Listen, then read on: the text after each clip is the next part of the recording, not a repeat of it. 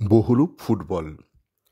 তো গতকাল ফ্লাই করছিলাম বলে ফুটবল নিয়ে খুব বেশি কিছু লেখালেখি করা হয়নি আমার চ্যাট ফোরামে।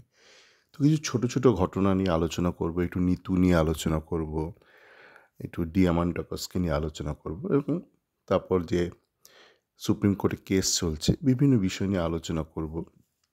কেন গোটা দিন ধরেই যেহেতু ফ্লাইটে ছিলাম, খুব বেশি কমিউনিকেট করা হয়নি। প্রথমত বলি, বহুরূপ বলে একটা সিনেমা বেরিয়েছে। যেদিন ফ্লাই করব তার আগের দিন দেখলাম। আমার মনে হয় এই ধরনের মুভি ডিরেক্টরের সারা জীবনে কোনো সিনেমা তৈরি করাই উচিত নয়। কারণ এই ধরনের সিনেমা তৈরি করলে না ওই মুখ্যমন্ত্রী যতই সাপোর্ট করুক, যতই স্লট দিক, বাংলা সিনেমা কিন্তু মাটির অতলে তলিয়ে যাবে। সিনেমার না আছে মা, না আছে বাপ, খালি একের পর এক খুন, মানুষকে কিছু গারল ভেবে, কিছু চারবাক, কিছু ছাগল পাগল, কিছু ইন্টেলেকচুয়াল শব্দ গুঁজে দেওয়া, এই ধরনের অতি আতেল মার্কা, ছাগল মার্কা ডিরেক্টর যত কম থাকবে বাংলা মুভি ইন্ডাস্ট্রিতে, তত কিন্তু বাংলা মুভির পক্ষে ভালো। এরা কোত্থেকে টাকা পায় জানি না, কিন্তু এই ধরনের ডিরেক্টরদের একদম বাংলা মুভি ইন্ডাস্ট্রি থেকে বার করে দেওয়া উচিত, কান ধরে হিড় হিড় করে। এই নিয়ে আর কোনো আলোচনা নয়। এবার গতকাল যখন আমি ফ্লাইটে, তখন আমাকে এক সতীশ বিমল ফ্যান একটা একটা ইউটিউবে একটা লিঙ্ক পাঠালো। তো ফ্লাইটে শুধু হোয়াটসঅ্যাপ কমিউনিকেট করা যাচ্ছিল, পড়া যাচ্ছিল না অন্য কোনো ওয়েবসাইট, যেহেতু ফ্রি ওয়াইফাই ছিল। তো আমি বললাম, কী লিখেছে? বলছে, দাদা নিতু বলছে যে দিয়ামান্টাকাসকে যে ছেড়ে দেওয়া হবে সেটা নাকি ও জানতো না। তো তারপর আমি বাড়ি এসে, যেখানে রয়েছি কর্মসূত্রে, বাড়ি এসে আমি দেখলাম টোটাল নিউজটা এক্সট্রা টাইমে। নিতুর কথার শেষে দেখলাম মোহনবাগানের অনেক ট্রোল করেছে, কিরে নিজেরা তো নিজের দমে এইসব শিট দ্বারা। পুরোটা শুনলাম, শুনে মনে হলো নিতুকে না এখন চেয়ারেও বসিয়ে রাখা যায় না। নিতু ইন্টেলেকচুয়ালি খুবই নিম্নমানের লিডার, ভিশন একদমই নেই। তো যে ধরনের কথাবার্তা বলে আপনি যদি পুরোটা শোনেন, ও একদিকে প্রথমে বললো আমরা তো জানতাম না, আমি রূপক, আমরা সোশ্যাল মিডিয়া মাধ্যম জেনেছি। শুনে মনে বাবা, একে কি পাত্তা দেয় নিমামি? তারপরে ওখানেই ও বলছে যে না, আমাদেরকে বলা হয়েছিল যে দিয়ামান্টাকাসকে ছাড়া হবে, নেগোসিয়েশন চলছে, ছাড়ার আগের মুহূর্তে আমাদের জানানো হয়নি। ভাই তুই নিজে কোম্পানির চাকর নাকি কোম্পানির ডিরেক্টর? একবার তোর থেকে তো অনুমতি নেওয়া হয়েছে, অ্যাপ্রুভাল নেওয়া হয়েছে যে দিয়ামান্টাকাসকে রিলিজ করা হবে। এবার রিলিজ করার প্রত্যেকটা মুহূর্তে তোকে জানানো হবে নাকি? এই ধরনের ছাগল মন মেন্টালিটি নিয়ে না ইস্টবেঙ্গল ক্লাব চালাতে হবে, নয় ইস্টবেঙ্গলের ঘাসগুলো কাট, ইস্টবেঙ্গলের গ্যালারিগুলো সাফা কর, নতুন গ্যালারি বানা। তো ফুটবল 2025 চালাতে হবে না। এই ধরনের আলগা মন্তব্য যদি তুই করিস যে আমার থেকে অনুমতি নেওয়া হয়েছিল যে দিয়ামান্টাকাসকে ছাড়া হবে, নেগোসিয়েশন চলছে, ছাড়ার আগের দিন আমাকে জানানো হয়নি, ছ্যাবলামি হচ্ছে ভাই, ছ্যাবলামি হচ্ছে। এই ধরনের ময়দানি কালচার নিয়ে না কর্পোরেটে গেলে থাপ্পড় মেরে তোমাকে বার করে দেওয়া হবে। ওই জন্য তোমাকে কেউ সম্মান করে না, সম্মান পাওয়ার যোগ্য না। ফ্যান ক্লাবরা তোমায় খিস্তি মারে, এই কারণে খিস্তিটা মারে। কোথায় কি বলতে হয়, কতটা ভাবতে হয়, কোনো ধ্যান ধারণা নেই তোমার। এবার দিয়ামান্টাকাসকে কেন ছাড়া হলো? দেখুন, আমি আগেও বলেছি যে দিয়ামান্টাকাসের সাথে অস্কারে খুব একটা বনিবনা হচ্ছিল না। আগে ডুরান্ডে সেমিফাইনাল হারার পর অনেকে চিল্লামিল্লি করছিল, তো আমি বলেছিলাম তাহলে বাদ দিয়ে দিক দিয়ামান্টাকাসকে। আর দিয়ামান্টাকাসের আমি জানি না, হয়তো কোনো রকম, আমি আগের শেষ অডিওতেও বলেছিলাম যে ও হয়তো নিজে ঠিক অ্যাডজাস্ট করতেও পারছে না, মানে সবসময় একটা পারফেক্ট সিনারিও ভাবছে। আমি বলেছিলাম না, ব্লাইন্ড স্পটে পাস করছে, ব্যাক পাস করছে ও বক্সের মধ্যে ঢুকে, যেটা তখনই সম্ভব যখন আপনি একটা ওয়েল অয়েলড, একটা সুশিক্ষিত একটা সিস্টেমে খেলছেন, যেখানে আপনি জানেন যে আপনার পেছনে কিন্তু প্লেয়ার চলে আসবে। কিন্তু ওর এতদিনে এটা বোঝা উচিত যে ওর কোচ অস্কার একদমই অশিক্ষিত একজন কোচ। সে টিম গেম সম্পর্কে তার কোনো ধ্যান ধারণা নেই এবং সেই ধরনের খেলা হচ্ছে না। যদি সেই খেলা নাই হতে হয়, তা ওকেও তো অ্যাডজাস্ট করতে হবে, নিজেকে একটু টোন ডাউন করতে হবে, স্কেল ডাউন করতে হবে। একটা অশিক্ষিত পরিবেশের সাথে মানানোর জন্য। দেখুন, আমি অনেক জায়গাতেই কাজ করেছি, বিভিন্ন দেশে, বিভিন্ন কোম্পানিতে। তো সব জায়গাতে একরকম পরিস্থিতি থাকে না। তো আমাকেও তো একটু নিজেকে মডারেট করতে হয়, টোন ডাউন করতে হয়, একটু অ্যাডজাস্ট করতে হয়। সবসময় যদি আমি গোয়ার্তুমি করি, না আমি এই পারফেক্ট সিস্টেমটাই জানি এবং এই সিস্টেমেই খেলবো, তাহলে বলতে হবে আমার মাথায় একটু স্ক্রু ঢিলা আছে। তাছাড়া দেখুন, এখন যা বোঝা গেল আইএসএলের গতিবিধি কবে হবে কেউ জানি না আমরা। আমি গতকাল ওই লালটু বাবুরটা শুনলাম, ইউটিউবে শুনলাম, তারপর বড়িয়ারটাও শুনলাম। দেখুন, লালটু বাবু একটা ভুল বলছেন যে টেন্ডার প্রসেসটা কিন্তু কোর্ট থেকে করবে না। মানে যেটা বলা হয়েছিল যে এর একটা প্রস্তাব দিয়েছিল যে বিগ ফোর মানে 4টে বেসরকারি কোম্পানি, তারা নাকি খুব নির্ভরশীল, ভারতের আবার নির্ভরশীল কোম্পানি। ভারতের ওই সব কোম্পানি তারা নাকি আবার নির্ভরশীল, তার তারা খুব ক্রেডিবল।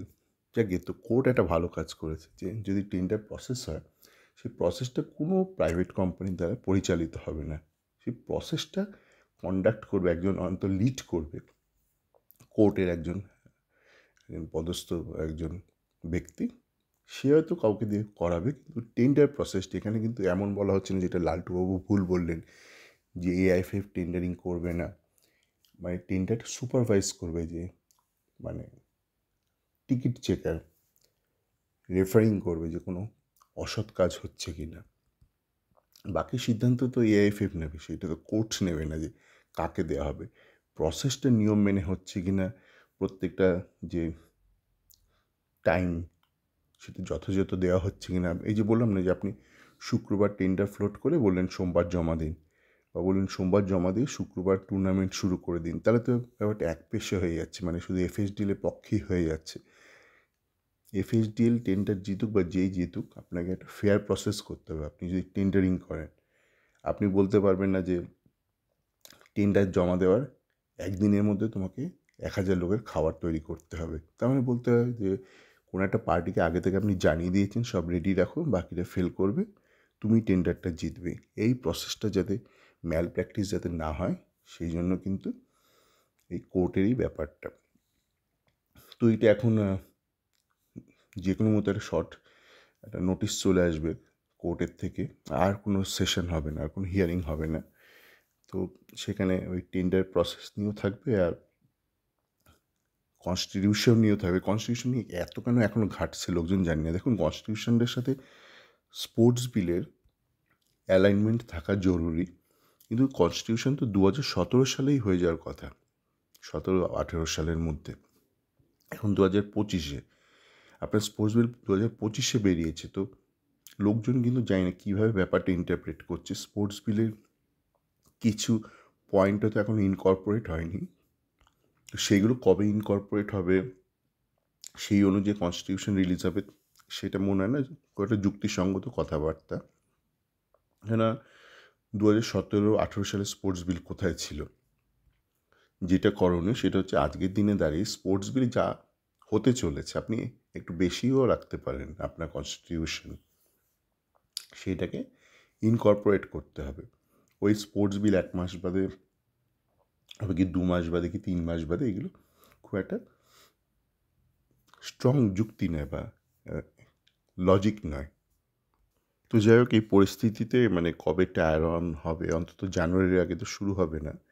তো তখন আনা যাবে কোনো স্ট্রাইকারকে, বা যদি ইতিমধ্যে এরা কাউকে সই করিয়ে থাকে। ডিয়ামান্টাকাসের এখন যা বয়স, এই বয়সে এই পিক টাইমে 3-4 মাস ও যদি বসে থাকে, ওর খেলা আরও নষ্ট হয়ে যাবে। তো সেই দিক দিয়ে আমি বলবো দুপক্ষেরই ভালো হয়েছে, ডিয়ামান্টাকাসও ছেড়ে দিয়েছে, ইস্ট বেঙ্গলও রাজি হয়েছে ওকে ছেড়ে দিতে। আর যদি জানুয়ারি থেকে কোনো লিগ শুরু হয়, তো তখন ওই উইন্টারতে ওই আপনার ওই কিছু শীতের দেশগুলোতে যেগুলোতে ফ্রি এজেন্ট পাওয়া যায়, সেখানে ওই বাজেট দিয়ে আপনি পেয়ে যাবেন কোনো একটা স্ট্রাইকারকে। একটা বিষয় বলে শেষ করব, আমি দেখছিলাম ফ্লাইটে উঠে যে ফুড মেনু দেওয়া হয়েছে দুবাইয়ের ফ্লাইটে, সেখানে 3টে ভাষায় রয়েছে লেখা, আরবিতে, ইংলিশে আর বাংলায়। তো সেটা দেওয়ার পর কেউ যারা একটুখানি অতি হিন্দি প্রেমী বা অতি উর্দু চাটুকার বা তারা মূলত হিন্দি সামনে পেছন পুরোটা পারলেই চাটে, তারা বলছে না না এটা বাংলাদেশিদের জন্য দেওয়া হয়েছে। এই না মানে ডাইরেক্ট ফ্লাইট, যে ফ্লাইটটা কলকাতা থেকে দুবাই যাচ্ছে, সেখানে বাংলাদেশিরা কোত্থেকে উঠবে? তারা বলছে না ফ্লাইটটা ঢাকা থেকে আসছে। ভাই আপনি আন্তর্জাতিক বিমানের নিয়ম অনেক বদলে গেছে এখন, চট করে ওরকম ভায়া থাকেও না। আর এই ফ্লাইটটা একদম কলকাতা থেকে দুবাই এবং দুবাই থেকে কলকাতা। আপনি হয়তো 30-40 বছর আগে শেষ কোনো বিমানে উঠেছেন, তারপর থেকে আপনি শুধু পবনদেবের বগলে করে ঘুরে বেড়াচ্ছেন। আপনাকে পবনদেব বগলে, আপনি যেখানে যেতে চান আপনাকে বগলে দাওয়া করে পবনদেব নিয়ে চলে যায়। আপনি হয়তো যুগ থেকে বিচ্ছিন্ন হয়ে গেছেন। আর সুতরাং এই ফ্লাইটে কোনো বাংলাদেশি থাকে না, ঠিক আছে? যেই ফ্লাইটটা ছাড়ে কলকাতা থেকে দুবাই বা দুবাই থেকে কলকাতা, সেই ফ্লাইটটাও কলকাতা ছুঁয়ে বাংলাদেশ যায় না, এখানে বাংলাতেই রয়েছে এবং সেটাই স্বাভাবিক। আপনার যদি এখন কোনো ফ্লাইট দিল্লি থেকে ছাড়ে সেখানে হিন্দিতে থাকবে, কোনো ফ্লাইট গুজরাট থেকে ছাড়ে সেখানে গুজরাটিতে থাকবে, ডাজেন্ট ম্যাটার, আমার কিচ্ছু এসে না। কিন্তু যেই ফ্লাইটটা কলকাতা থেকে ছাড়বে, যেখানে প্রচুর বাঙালি থাকে, সেখানে বাংলা ভাষা থাকাটা অবশ্যই কাম্য। আর যে বাংলা জানবে না সে, তার ইংরেজি জানা উচিত। কলকাতার রাস্তায় এত কেন হিন্দির সাইনবোর্ড? কলকাতার রাস্তায় কোনো তামিল নেই, তো তামিলরা কী করবে? মানে তামিলরা ভারতীয় নয়? যারা মালায়ালি তারা ভারতীয় নয়? তারা তো প্রচুর অনেকে কলকাতায় আছে, তো তারা তো সাইনবোর্ড কী ভাষায় পড়ছে? হয় ইংরাজিতে নয় বাংলায়, বাংলায় নাই জানতে পারে তাহলে ইংলিশে পড়বে। তো কলকাতার সাইনবোর্ডে এত জায়গা কেন নষ্ট করা হচ্ছে হিন্দিতে লিখে? এই ব্যাপারটা নিয়ে কিন্তু ভাববার দরকার আছে। সাইনবোর্ড দুটো ভাষাতেই থাকা ভালো, ইন্টারন্যাশনাল ল্যাঙ্গুয়েজ ইংরাজিতে, আর যেই রাজ্যে যেই ভাষা, যেমন বাংলার ক্ষেত্রে বাংলায়। আপনার হিন্দি লাগলে আপনি কোনো একটা অ্যাপ নিয়ে নেবেন, ওই অ্যাপে ছবি তুলবেন। এখন প্রচুর অ্যাপ এসে গেছে না, সেই অ্যাপে আপনি নয় বাঙালি হয়ে আপনি হিন্দিতেই পড়বেন কী লেখা আছে সাইনবোর্ডে। খুব সহজ। আপনি গুগল ফটোতে যাবেন, ছবি তুলবেন। আপনি যদি বাংলা নাও জানেন বা ইংরাজিও নাও জানেন, দেখবেন আপনাকে ট্রান্সলেট করে দেবে। সকলে ভালো থাকবেন। আর এই বহুরূপ কিছু চর্চা করলাম অল্প বিষয়ে, কেননা গতকাল বললাম আমি ফ্লাই করছিলাম। আর একটু নিজেকে একটু শিক্ষিত করবেন। আপনি বাঙালির পেছনে কাঠি করতে হলে একটু শিক্ষিত হওয়া দরকার নিজেকে। 30 বছর আগে একটা ফসিল মালের মতন বলে দিচ্ছেন যে বাংলাদেশ থেকে আসছে ফ্লাইটটা, তাই বাংলাদেশি ভাষায় লেখা। তো ফসিল, আপনি কি লড়াই করবেন? হিন্দির হয়েই বা কী লড়াই করবেন এতটা অশিক্ষিত হয়ে জীবনে? সবাই ভালো থাকবেন।